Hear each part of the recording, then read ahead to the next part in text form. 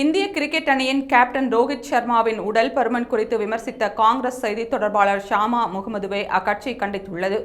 Champions கோப்பை cricket தொடரில் நியூசிலாந்துக்கு எதிராக நடந்த போட்டியில் ரோஹித் சர்மா 17 பந்துகளில் 15 ரன்கள் மட்டுமே எடுத்து ஆட்டமிழந்த நிலையில் ரோஹித் சர்மாவை விமர்சித்து தனது சமூக வலைதளத்தில் பதிவிட்டிருந்த ஷாமா முகமது, விளையாட்டு வீரராக உள்ள ரோஹித் சர்மா தனது உடல் எடையை குறைக்க வேண்டும்.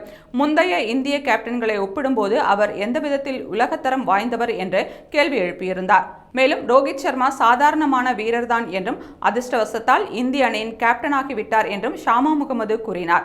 ஷாமா முகமதுவின் பேச்சுக்கு சமூக வலைதளங்களில் கடுமையான கண்டனங்கள் எழுந்தன. தன் பங்குக்கு பதிலடி கொடுத்துள்ள பாஜக, ராகுல் காந்தி தலைமையின் கீழ் 90 தேர்தல்களில் தோற்றவர்கள் T20 உலகக்கோப்பையை வென்ற கேப்டன் சரியாக செயல்படவில்லை என்று விமர்சித்துள்ளது கேலி கூத்தானது என்று தெரிவித்துள்ளது.